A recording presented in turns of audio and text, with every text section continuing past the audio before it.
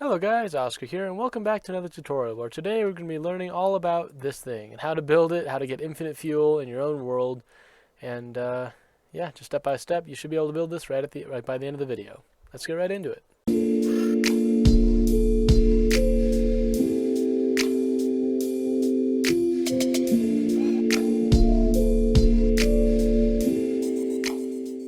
Now to start out with a little bit of context, this is my own design. I've made it completely from my own brain. I didn't steal any designs or anything like that, so please don't do the same to me. I would really appreciate it if you guys use if you use this in a video, please mention to people that this is mine. I don't mind you using this, obviously. That's why I'm making a tutorial on it. But please just give some credit. All right, that would be pretty cool. Thank you, and yeah. So I made this first made this a couple months ago, and I made a couple of videos about it. If you want to go check that out. Fair warning, it's before my new PC, so it's pretty laggy trying to do it. But yeah, that's sort of where this came from, and please give credit, whatever, all that stuff. It's just a nice thing to do, and let's just get into actually building this. That's why you're here. Now, to get started, before we get building, let's get some logistics out of the way.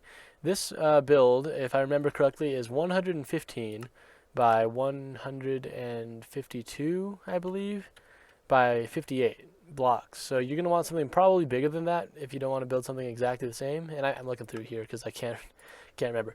Yeah, 152 by 115 by 58 blocks for this entire exact build. Now you can vary it a little bit. There's a little bit of customization things, but this exact build is that big, and you will probably want to make something even bigger than that just to make sure everything's all right. You'll also want a lot of materials, which we'll be going over in a bit, and then you'll also just want a little bit of sanity because this is going to be painful to build. I hate to tell you, like there's no easy way to do this. This was painful to build with the /clone command, so yeah, it's going to be a little bit difficult. Just get that in your head before you start building and before you go insane. But anyway, let's get on to some materials. All right, so here we see the material list for the superfuelinator that I've built. It's worth mentioning red stained glass panes and blue stained glass panes. Those can be any glass pane. It could be just one color, so you might want to combine those. And they could also be iron bars. I wouldn't go with any other block because I just personally can't verify that that'll work. So just go with those. Take your pick. And you also cannot substitute these slime blocks for honey blocks because the items will stick and stuff like that. So just a little warning there. For everything that's terracotta, you will want just terracotta just to make sure you have enough. There are some blocks like these ones over where my cursor is that will not necessarily need to be terracotta, but it's good to just have those. And then everything else can be a little bit variable, like for example, cyan concrete, that's decorative. That could be like a stone brick or something like that.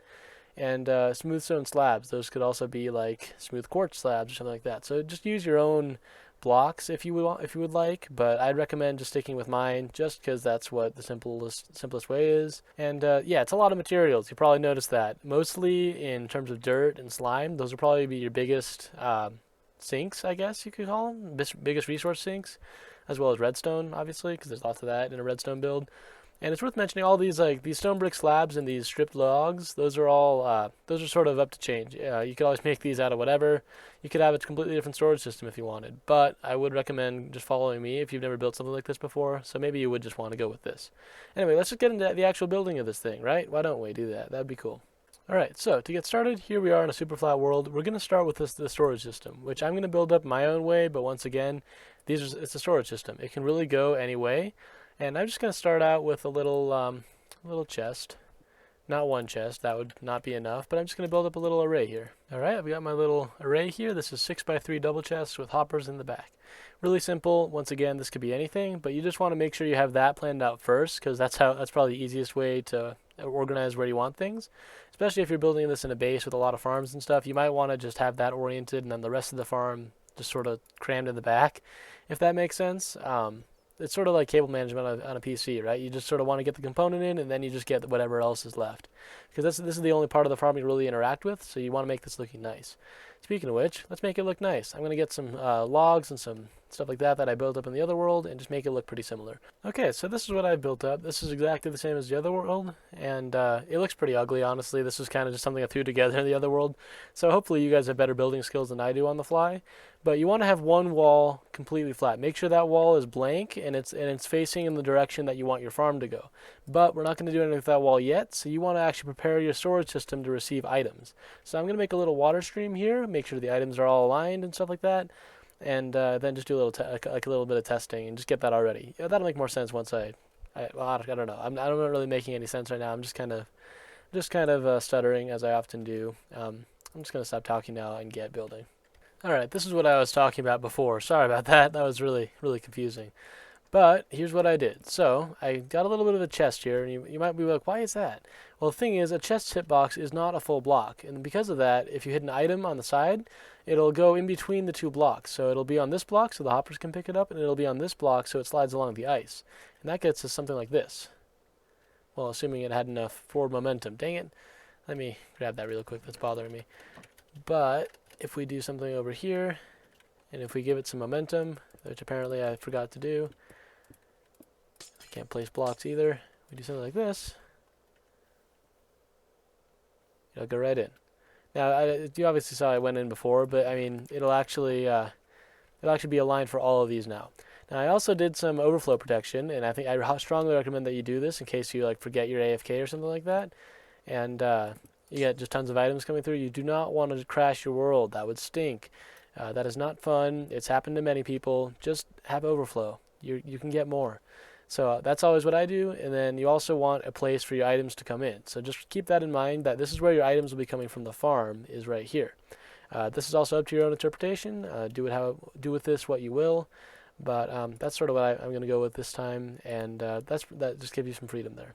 Alright, now to get started with this, I would just start out just in this general area. This doesn't have to be any super precise alignment unless you're really picky about that, in which case I would watch the whole tutorial through and then make your decision. But you just want to take some smokers, 15 of them exactly, and come up a few blocks. I'll give you a precise measurement in a bit, but you want to make sure you have 15 of them in a line like this. Okay, so you'll want them to be 5 blocks above your ice for the water stream. So think about where you want that to go, and you want them 5 blocks above there. I like to keep mine a little bit further away from right here, just so that there's more room for redstone and whatnot, but you can obviously compact this and modify this as you want. The key part is that you have 15 of them, and they are 6 blocks above, or 5 blocks above your ice for the water stream. Speaking of a water stream, you're going to want to start building that now.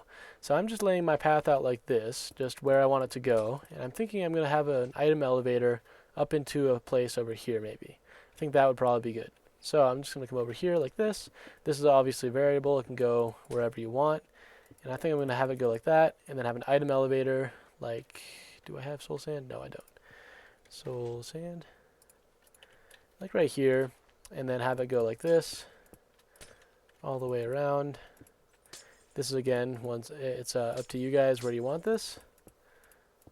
And I'm going to put it 1 block over because I can't measure. Darn it. I'll get right back to you guys. Alright, so I have not put my water in yet, and I recommend you wouldn't either, just because you want to make sure everything's good before you start putting water in, because that just makes things really complicated otherwise. And I've got my little thing here, and I just totally realized I forgot to do that. There, so now when items get dispensed out of here, they'll drop into the water, go along here, and then up the elevator, down into my storage system. You can always do the same thing, or modify this as you want, but this is really up to you. Now that we've done that, though, we need to get a way for the items to get into the water, right? Like, that seems kind of important. So what you want to do is take a hopper and a dropper. Actually, I have these in inventory. You want hoppers all along the bottom of your smokers. And these have to be smokers, by the way. I didn't specify that, or they don't have to be, but it's recommended that they are because the farms are sized to be for smokers. Otherwise, you'll have double the item flow that you need, and it'll just be really inefficient and a lot of effort for really no reason. So just use smokers. It's faster. It's better. It's just good that way. But under those hoppers, you're going to want to put droppers or dispensers. I guess technically works, but I prefer droppers just because we don't need dispensers and they're easier to craft. And just have them like this. Now let's get the water in. I know I just said we wouldn't, but this part is a little bit more complicated. So you want to take your water bucket or an ice source, I guess you could say, as well as some pressure plates, or not pressure plates, sorry, slabs. which in this case are stone slabs, and then some glass. And with that, you will want to just run along here, and then instead of just taking a slab like this and going like this, which would in theory have items go through it, it'll stop items from going right there. So instead you want to go up and over the top, if you can actually pull it off with a shift click somehow. How did I do this before? Hold on. I think I just did this. Yeah, I did. But you want to do this as well as take a sign and block it off like that. That way, anything that drops on there will go through. And then you just want to get this off to the end here. If you want to, you could always just do this and just finish it off like that. I think I will do that in this case. It's up to you. Then you just want to take glass and get it all the way around so no items fall out.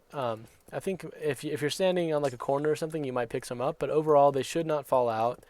At least if my memory serves me correctly. That's kind of embarrassing.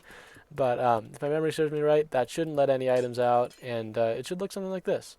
This is what the rest of my place looks like. So if, let's say, this glass is an item from here, it should shoot out over there, all the way over here, up the item stream, through here, aligned on the chest, and then into the storage system, which is exactly what we want, and it should be really efficient and good.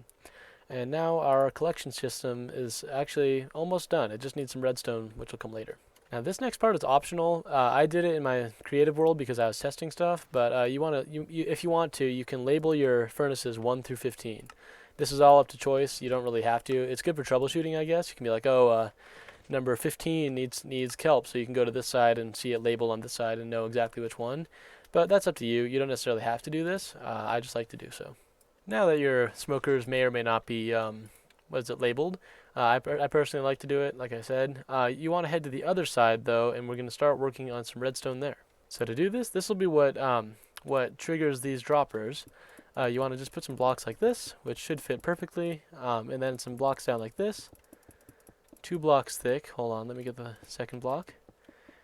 Like that. And then you will want to put repeaters and dust like this throughout the entire length. Now things are going to be getting a little bit more complicated. You see how where these smokers are? You're going to want to put 2 rows of hoppers. The first one is going to be up like this, and then the second one up like that. And then so we go through all the way like this. There's the first row, and then the second row. These will be your inputs for kelp and bamboo respectively, or not respectively, the other way around. This will be for bamboo, that'll be for kelp, and you want to do this for the entire length of the smelter system. Now we're going to be putting in the item input streams. So we'll get the first one here like this, and then the second one over here like this, and then we want iron bars on the top of these furnaces, exactly the same as I have right there. Or the on top of the hoppers. Sorry, I can't talk. You want iron bars on top of the hoppers so that the items can safely go across them, but not all the way. No water. That made no sense. You know what I mean. Just do that. It'll look good. Next, we're going to be putting in the control system for the bamboo input, which is the lower of the two. You want to just start out like this and then tile this all the way over here, just like so. That'll go along the entire length of the thing, and the whole idea behind it is that it locks one hopper, but not both. It'll lock this hopper, which lets items come into this hopper, but not here, which is why it'll sort of have a backlog sort of function, if that makes sense. It'll have a backlog of stuff, because this hopper can take items, but not the smoker. And if you don't believe me, redstone, just any item will go. Wait. Okay. I've been proven wrong. Hold on, let me get some bamboo, and I'll show you what I mean. So, bamboo, it obviously goes into the smelter, right? But if we do this, it will go right here, but not right there. That's exactly what we want, and I did get confused with the redstone, but it will go into the top item here, I'm pretty sure. Yeah, that's what I was trying to show. Messed up. Happens. Either way, get it all the way along here, and that'll be good. Alright, so now it should look like this, which means all of the hoppers are locked, which is exactly what we want. That should be the default state, and then only when we turn it on will they unlock. That's exactly what we want. Now we'll do it on the other side a little bit differently. Okay, so for this second one, you want to make a profile like this, with a block underneath this packed ice, which is exactly like this, and then a block next to it like that, and down one, which will carry the torch, and that'll still lock this hopper. And then out the back here, that's where the actual control will go. Now this thing looks like a lot of redstone, right? But it's really not. It's just tiled modules, pretty much. And it's actually a lot simpler than it seems for that exact reason. Now let's get on to the overflow protection. I told you we need it here. We really need it here. because otherwise you will lag out instantly, like it'll be bad. So let's work on that real quick. So to start out, you're going to want to get iron bars right here. And I also noticed in my other world I had signs here instead of these, which were the same labeling thing. You can put that in if you want. I'm going to choose not to this time just because, and I don't want to redo all this. But if you want to, you could always replace these with signs with the number of the furnace number or the smelter number. But that's optional once again. They do the same purpose. And yeah, so you just want to come out 2 blocks like this and then have a piston out like this. So when it's extended, it'll be blocking this off. Next, you want to go down a bit like this, and we're going to put lava there. So this is what your lava is going to look like. It'll be the source block will be 1 block down and 1 across, and then glass will just line it like this. It's pretty simple, but it looks kind of weird. I figured I'd explain that. And then you just want lava on both of these. You can't do just one, because if you have a block here, sort of like this, items will get caught right here, and it's pointless. So you need both. It kind of stinks, but it's all right.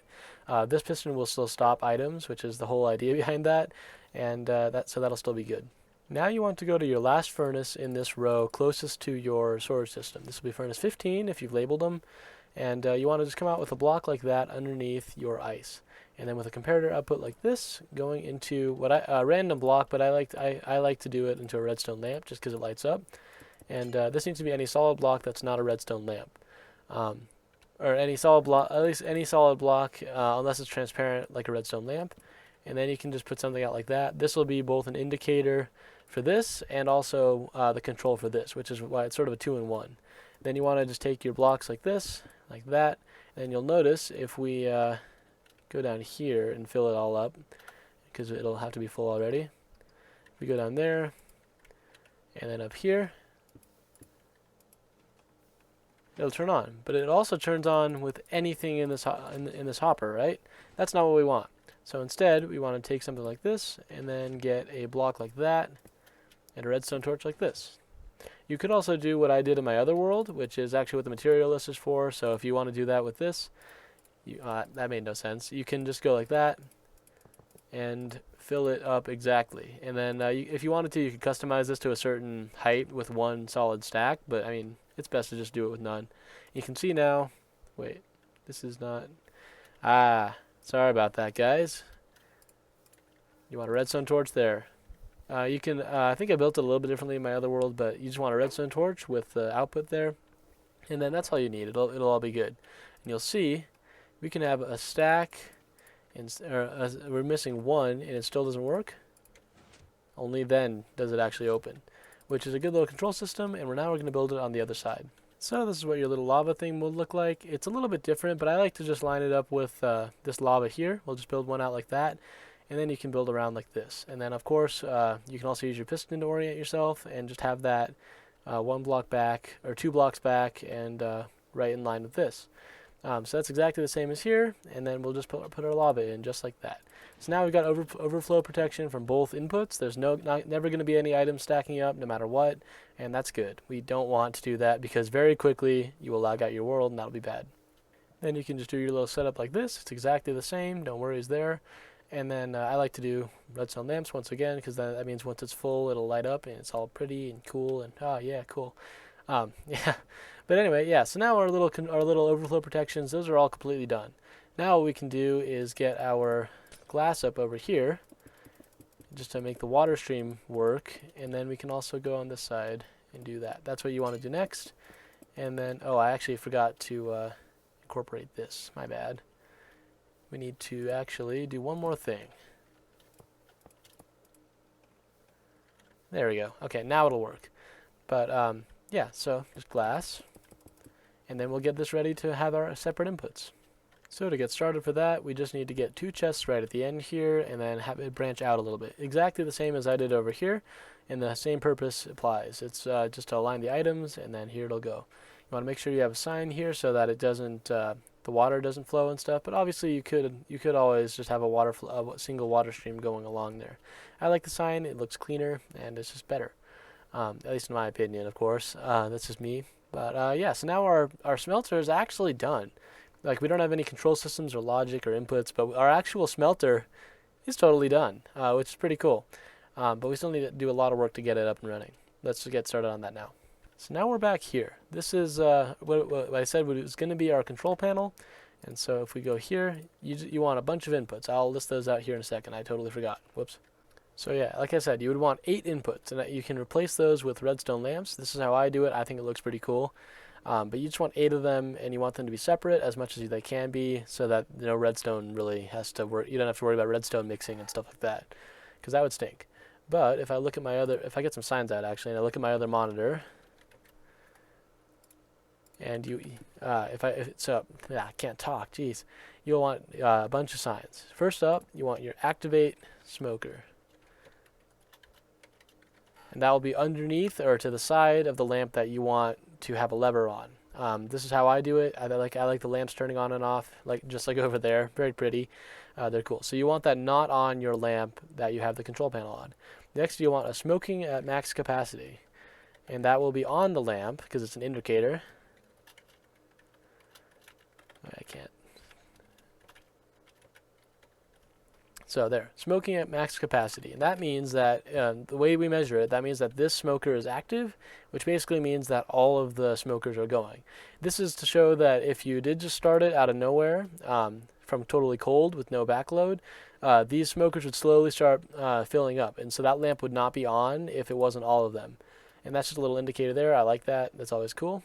Next, you want a sign right here called bamboo back loaded. You could always make these a little bit. Wait, what? Oh, in my other world, I did do this. Darn it. Back loaded. And that just this will be an indicator as well, but I like it when I don't have to cover the thing. But that'll be an indicator saying that your entire bamboo line has bamboo up to here completely full. That'll be running off of here, by the way. And then you want to do the same thing for the kelp on this side. So kelp, can't spell. Kelp backloaded. There we go. And then on this side, this will be all for kelp stuff. So this will be the activate kelp farm thing. And that will be about this lamp here. There'll be a lever there. And then the kelp farm, not the kelp, the kelp farm active sign. And that tells you that the farm is working, which is always good. Now we do the same thing with bamboo. You can probably guess where this is going. Wait, actually, activate bamboo farm, and then bamboo farm active. And I still can't figure out how signs work. There we go. So now we've got all of the signs, and then now we just want some levers. And you will want those on the activate kelp farm, the activate smoker, and the activate bamboo farm. So it looks like a lot. It's really only 3 controls, and once you master it, there's not really any mastering to do even. It's turn the farm on, and then when everything's ready, turn everything else on. Like that's the extent of it. It's not complicated at all. And yeah, let's get it so where we can actually use this as redstone stuff. Right now they're just lamps. Let's make it an actual control. So first things first, let's just get started on the main one, the activate smoker. That's the one that's the most important in my opinion.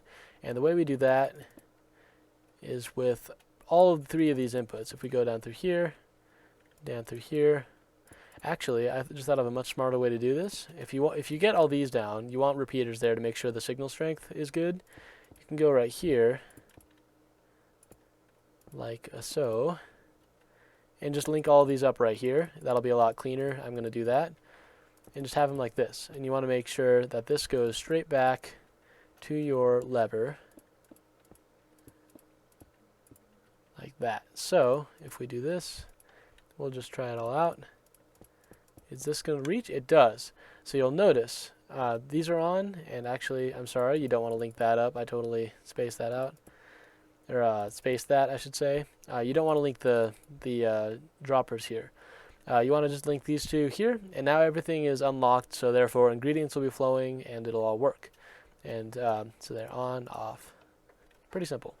Next, let's do the smoking at max capacity. This one's pretty simple. You want an observer facing right into that last smoker, into a block, into a sticky piston. That will go, let's just put it over here, because we don't want it messing with the redstone lines. And then when it's out, which will be over there, we can get this right there. And I said not messing with redstone lines, please. Let's just do that. I guess that'll work. It doesn't really have to be that pretty. It's just a little thing. So let's see when that's on. And then we want to just string that down into this lamp here. It's just an indicator, so that's all we really need it for. Let's just unstring that as well.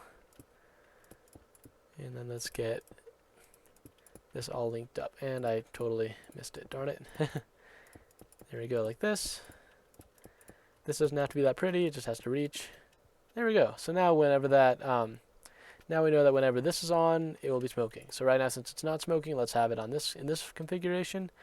And then let's actually test this out. I think that will actually interfere with that line. So let's just see. It does. That's not what we want.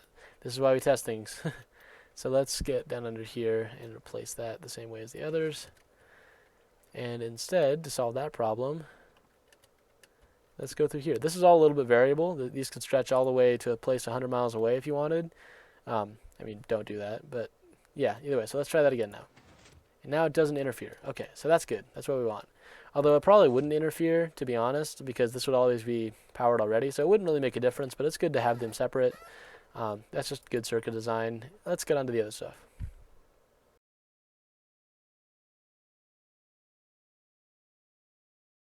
Sorry guys, I completely forgot one thing. Remember this whole thing here with the, down here with, what is it?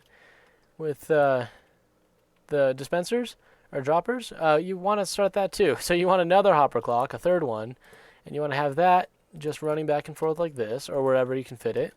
Doesn't really matter where you fit it as long as it works. Alright, so this is some poor planning on my part. I really didn't think this through, which is, that's my bad.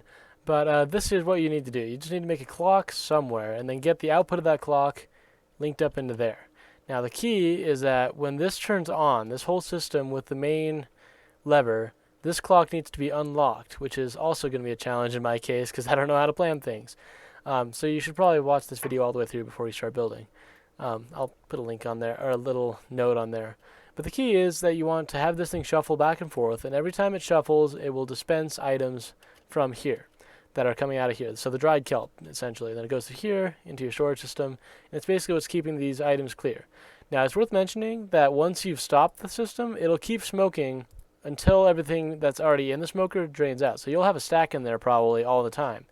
And but the thing is, I've designed this to be a little bit faster than these, so it'll actually slowly work its way back down to 0 the more you smelter it.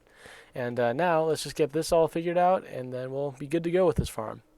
Okay, for this clock, you're going to want 6 pieces, exactly 6.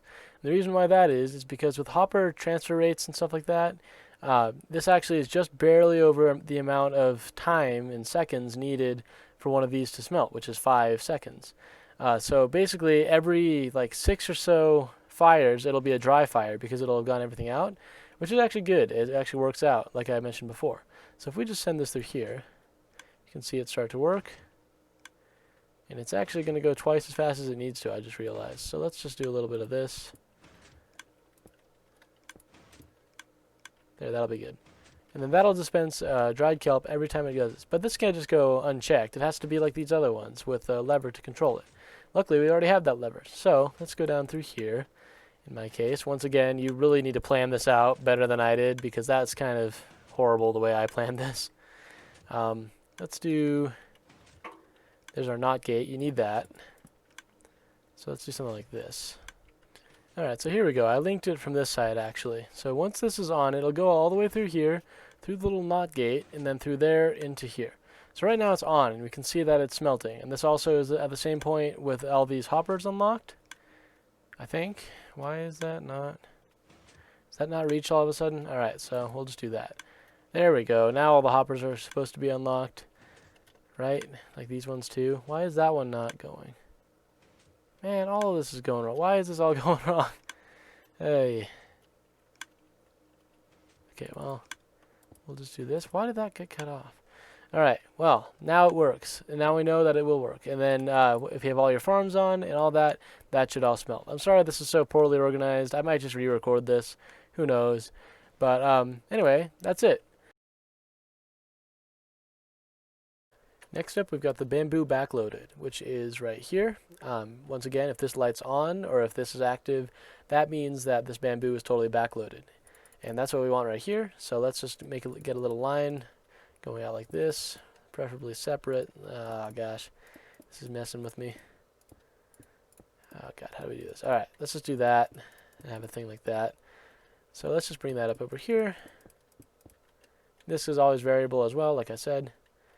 And then let's have it so when that block is powered, it goes like that. Like that. No, well, yeah, that works, sure. Let's just do this. Once again, this is just up to you guys. It doesn't have to be exactly what I'm doing. Like that. Alright, here's my kelp one. It's a little bit simpler than the other one because there's less to go around the thing, but there we go. It'll just go straight through here and turn that on. That's all we can really do for now until we get the farms built up, which is kind of the biggest part of this project. Actually, I lied. Sorry. You also want to make sure you get what is it? You get the water in. That seems pretty important as well. Let's just do that real quick. It's simple. It's easy. Let's get it. All right, I did mine like this. I actually shortened this segment a little bit so that this is the longest length possible, and you'll see it doesn't mess with the lava if we pull this away, which is good. You don't want to get the lava messed up. That would kind of suck. Anyway, now we're going to get on to the farms, and I'm not actually going to start building right away. I want to show you more about how it works. So you can see we're back in the old world here because I really don't feel like building all this up again. You guys are going to have to do that on your own. But you can see one single module. It's really not that complicated for the bamboo farm, at least. This is what I'm talking about, not the kelp farm. And you can see one little module here. I count one little square like this as one module. So whenever I refer to that, that's exactly the size I'm talking about.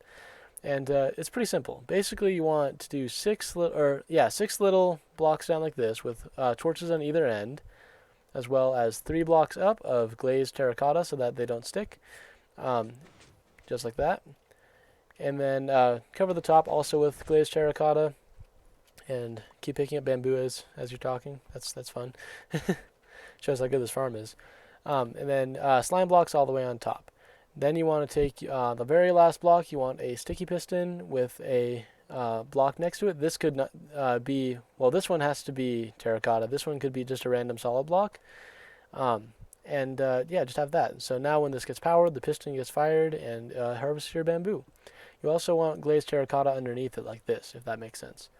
Then you want to go down 1 block and then into a block right here with a torch like that. That'll be part of the torch tower, and that'll space everything out. Yeah, speaking of torch towers, you want to build everything up with, how many is that? It goes 1, 2, 3, 4 blocks in between, and then that's a problem. And then you want to have your second module there. That's how you stack them up. And then you can also go across, linking on this side with this block here. And so that'll be how you space them out like that. And then we'll talk about this spacing over here in a second. So as for this farm, these bamboo need to go somewhere, right? So 1 block in front of the torches, you want to take your redstone glass panes. If you have the exact material list that I showed, you could always use regular glass panes or iron bars even, and stuff like that. But you want to get that 1 block out and then just have a sheet going across the whole thing. This means that the bamboo will shoot on this side, fall down here into the water. You just want to link this up throughout the entire sheet up to 1 block out from your glazed terracotta. I don't know why these keep falling down here, but in my testing it really hasn't shown to be a big difference, so it's alright. Then on the other side, you just want to flip it, mirror it like that, and then have the exact same thing on this side like this. I'm sure you can figure that out. And then you want to have your second torch tower here. And that's how you'll space them out this way. And in total, you will want, if you're building this exact same thing, you will want a 2 by 13 by 25 module array, which if I do some math is, hold on, 650 modules, right? Takes a while. But yeah, you'll get it. It's the price to pay. And on the bottom here, you will want water streams, which are exactly the same as the ones down there. I just have them, is that 3 blocks below the last grass block. That's how I have it measured out. You can always do your own thing. And I don't know why that one's not there. You just want to, oh, that's why. I forgot that. Okay, well, either way, forget that happened.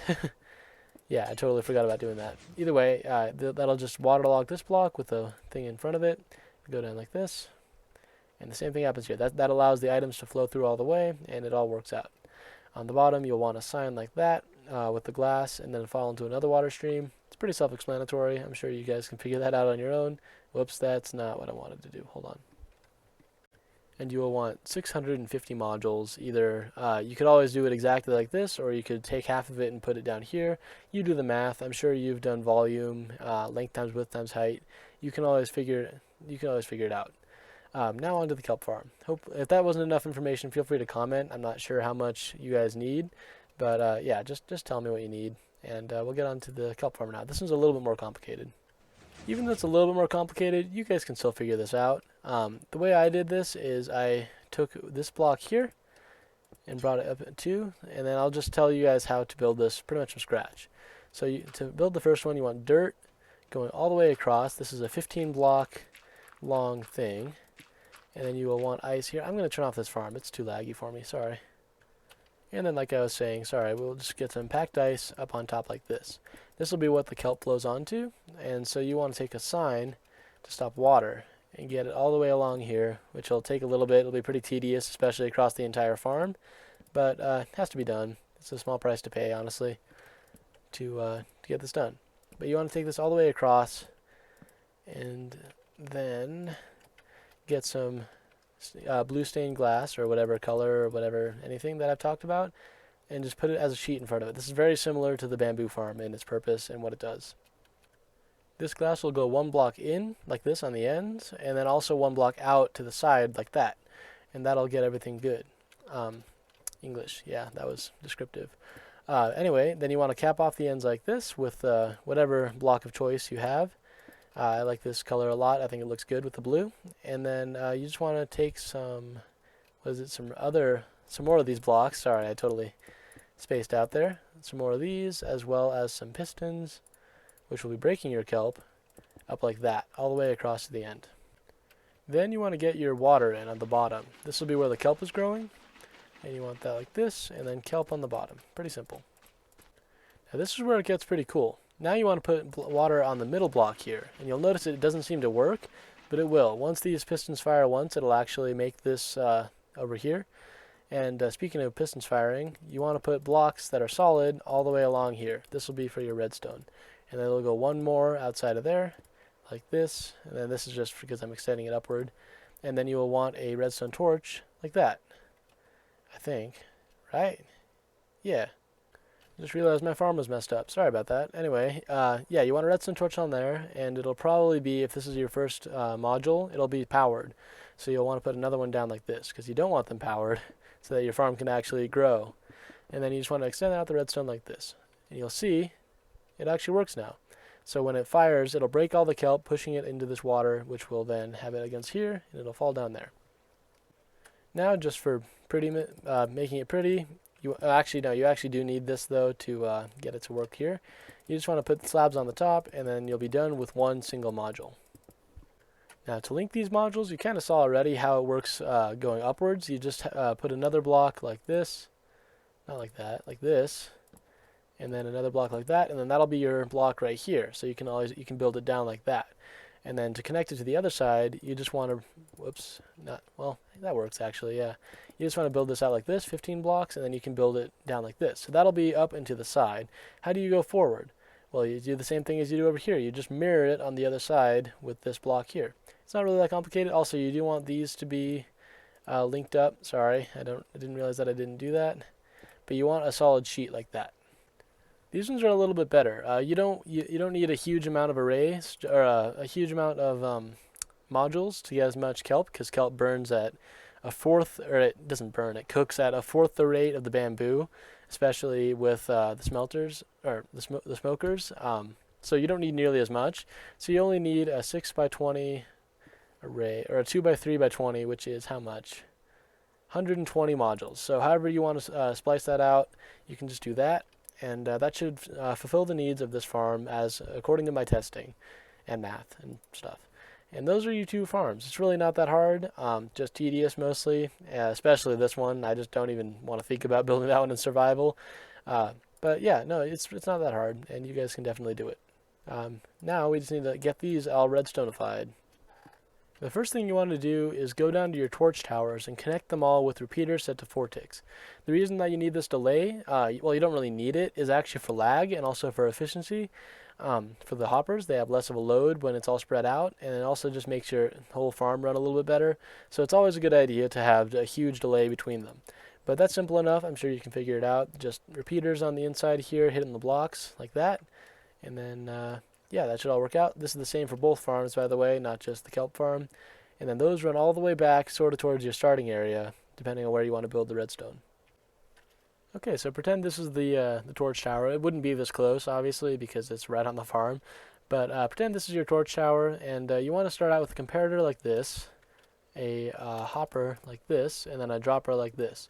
Then you want to come out here and link this up to a redstone signal in some way. I like to just do this, or actually I like to go down like that. And the way this works is it'll power the dropper, which sends an item, which you got to put in, up through here and then back down, and you'll get a little bit of a pulse. Now if it's a pulse shortener, just not a 1 tick pulse shortener, you can see there we go, and it'll turn everything off and on really quickly, which is exactly what we want. It's all good, and then that'll be what you get started with. Build this wherever you find convenient. I like to just build it off to the side here, and then now we got to get it onto the actual into the actual clock driving the farm. So to drive this farm, we're going to be building an etho hopper clock, which is 2 hoppers like this, a redstone block like that, and then sticky pistons on either side, 1 block away, like that. And I just realized that's really close. We don't need it that close. You kind of want to plan that out instead of just building it on the fly like me. But then after that, we go down like this with a repeater, or a comparator, and then 1 block closer actually. Yeah, geez, what am I doing? Like I built 100 of these. But you want to just do this so that it looks like that. And it's actually really simple. We just do this. And now, if we put some blocks in there, you'll see the clock start. So let's just put maybe half a stack just to make it fast. Kind of. Let's do a 1/4 stack, kind of. And we'll see the clock start to go. There it goes to its other state. If it will go someday. You want these to be slow. That's why they're so good.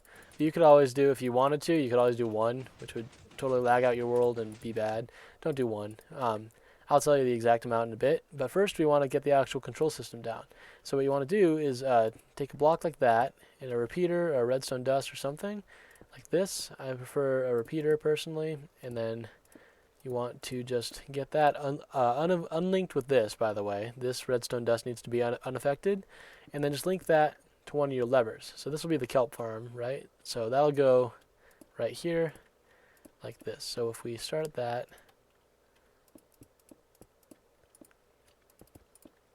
like this, all the way through. Let's bring it back down, actually down here, so it doesn't mess with the redstone.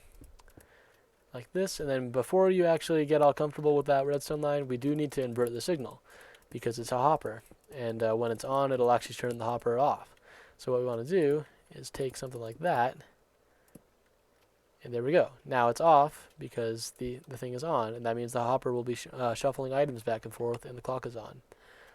When it's off, it goes like this, which then locks the hopper, which is exactly what we want, and then that means the farm is off, which is cool. Then you just want to take your output here, whichever one of these two you want, and you'll see just by linking that up, we got a pulse. So basically, every time it switches to this state, whichever one that is, it'll send a pulse, which is good. And then, yeah, here, let's actually get some items in here before you guys lose your mind. So for my kelp farm and my bamboo farm, I did a stack in this clock. And this could really be any amount within like reason. Obviously, don't do 1, don't do like the full thing because it's a little bit inefficient on either of those ends. But as long as you go sort of in the middle, maybe a stack or 2, it should work pretty well. Now, to give this little indicator light some purpose and some use, I have this whole weird looking system here. And the way this works is as this updates, which it only does during when the clock's on, it only shifts back and forth, and it only changes signal strength here when the clock is running. And as it updates, it'll run into this pulse extender, which runs into a pulse extender, which runs into a pulse extender.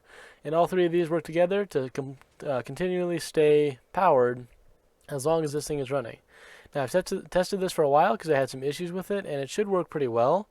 That just means that this light is on whenever this clock is running, which means the farm is on. So let's just shut that off, and you'll see pretty quickly that it'll stop working.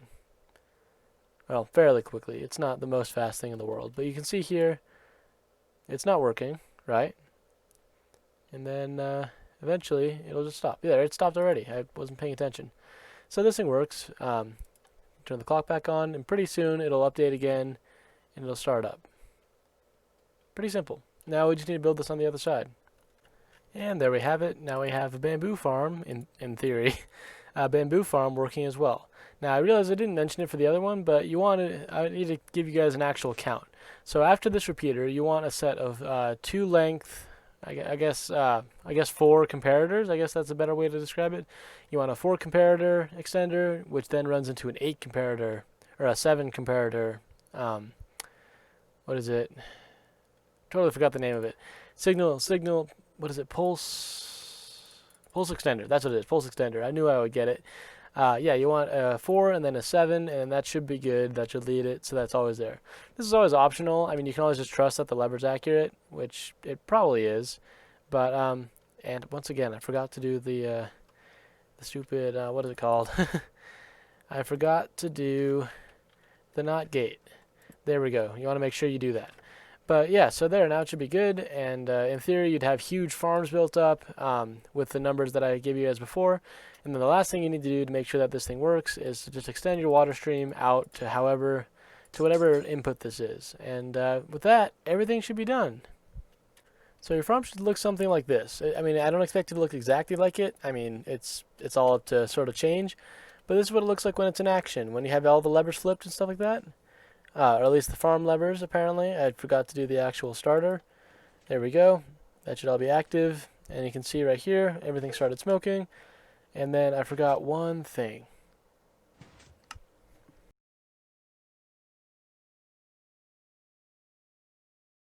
Hopefully that made sense, even with my blunders.